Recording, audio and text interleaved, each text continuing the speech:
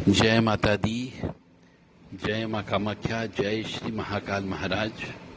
ओम स्त्राम stream स्त्रोम सह केतवे नमः। देव Radha trust Satyavani channel के माध्यम से आप ज्योतिष रहस्य कार्यक्रम के अंतर्गत केतु और तंत्र मंत्र का संबंध के बारे में आज सुनेंगे। केतु यदि पंचम स्थान में बैठा हुआ हो, इसका अर्थ ये होता है कि सिंह लग्न की पत्रिका हो तो केतु 5वें भाव में यानी 9 नंबर जहां लिखा होगा वहां पर केतु बैठा होगा। या फिर आप अपनी पत्रिका खोल लें, उस पत्रिका में कहीं पर भी केतु लिखा हो तो लगन से 5वें नंबर का जो खाना होता है उसे पंचम भाव कहते हैं। यदि पंचम भाव में केतु बैठा हुआ हो तो ऐसा मनुष्य कपट करता है, कपटी होता है और अपने भाई के ऊपर ही तंत्र मंत्र करवाता है। चाहे वो अपना भाई आपके साथ मिलता जुलता हो, एक साथ रहते हो, एक ही छत के नीचे रहते हो, एक ही बिल्डिंग में रहते हो, परंतु जिसके कुंडली में ऐसा होता है, ऐसा मनुष्य भाई के ऊपर तंत्र मंत्र करता है। और यदि ऐसा मनुष्य अपने भाई के ऊपर तंत्र मंत्र करता हो तो आगे जाने पर जो तंत्र मंत्र करता है उसके यहाँ पे लड़का अवश्य पैदा होता है। और वही लड़का आगे जवानी में, यंग एज में कह लीजिए 20-22 साल की उम्र में, 25 साल की उम्र में, 30 साल की उम्र में अपने पिता के सामने ही मृत्यु को प्राप्त हो जाता है। फिर आप कहते हो साहब मेरा जवान लड़का चला गया, मेरा एक ही तो लड़का था परंतु वो भगवान ने छीन लिया, और फिर भगवान के ऊपर दोष देते हो। तो अपनी गलती का एहसास खुद करना चाहिए। कभी भी किसी भी मनुष्य को अपने भाई के ऊपर, विशेष तौर से खून का रिश्ता जो सगा भाई बोलते हैं, उसके ऊपर उसके साथ दगा नहीं करना चाहिए, कपट नहीं करना चाहिए, धोखा नहीं करना चाहिए और तंत्र मंत्र का प्रयोग तो बिल्कुल भी नहीं करना चाहिए। अन्यथा अपने जवान लड़के से हाथ धोना पड़ेगा। हो सकता है मेरी आवाज बहुत सी महिलाएं भी सुन रही होगी,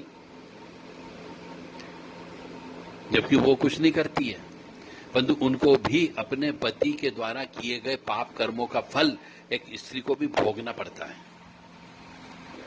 तो अपनी अपनी पत्रिका उठा के देख लो, अपने भाइयों की पत्रिका उठा के देख लो, और पत्रिका नहीं हो तो जन्म तारीख, जन्म समय, जन्म स्थान ढूंढो, परिवार के सदस्यों से पूछो, सब एक दूसरे के भाई की पूछो और चेक करा लो कि कहीं आपके भाई की पत्रिका में केतु पंचम भाव में तो नहीं बैठा हुआ है। और यदि है तो उस भाई से बच करके रहो, वो आपको खिलाई पिलाई कर सकता है, नजर दोष कर सकता है, तंत्र बाधा कर सकता है, पागल कर सकता है, और फिर उसका खामी आ जाना जो करता है उसको अपने बेटे के रूप में उसकी मृत्यु देकर के ही उसका भुगतान करना पड़ता है, और यह फल उसको इसी जन्म में यहीं पर ही भोगना पड़ेगा। तो यदि किसी की भी पत्रिका में हो तो भाई के ऊपर विशेष तौर से तंत्र मंत्र, काला जादू न करें, भाई के साथ धोखा न करें, भाई के साथ कपट न करें।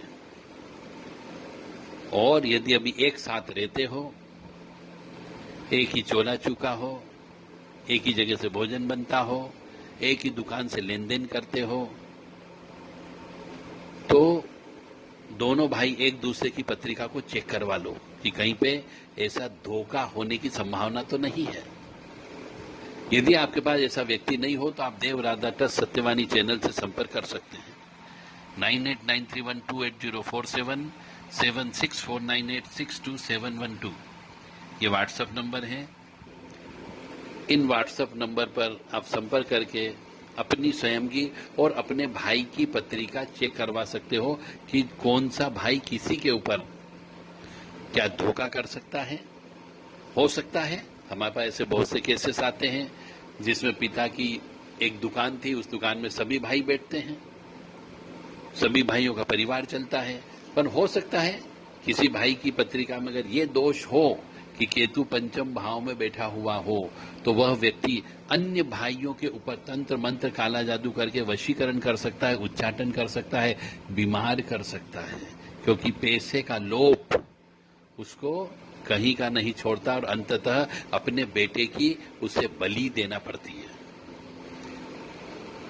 इसको मानव बलि कहते हैं। अपने हाथों से एक तरीके से ये कह लीजिए अपने सामने अपने जवान बेटे की अर्थी को कंधा देना एक बाप के लिए पहाड़ जैसा होता है। फिर भी मनुष्य को ज्ञान होने के बावजूद भी वो करता है, क्योंकि पैसे कमाने के चक्कर में, किसी को धोखा देने के चक्कर में वह अंधा हो जाता है। तो आपसे विनम्र निवेदन है, यदि आपका जॉइंट व्यवसाय चल रहा हो, पिता के द्वारा दिए गए व्यवसाय में सभी भाइयों का हिस्सा हो, कोई गद्दी पर बैठता हो, कोई कमाने जाता हो, कोई ट्रेवल करता हो, सबका अलग अलग कार्य होता है, हो सकता है उसमें एक न एक भाई धोखा कर रहा हो, या नहीं भी कर रहा हो तो चेक करने में क्या जा रहा है, क्योंकि ये ज्योतिष है और ज्योतिष का नियम सार्वभौमिक सत्य होता है। जय माता दी, जय मां कामाख्या, जय श्री महाकाल महाराज।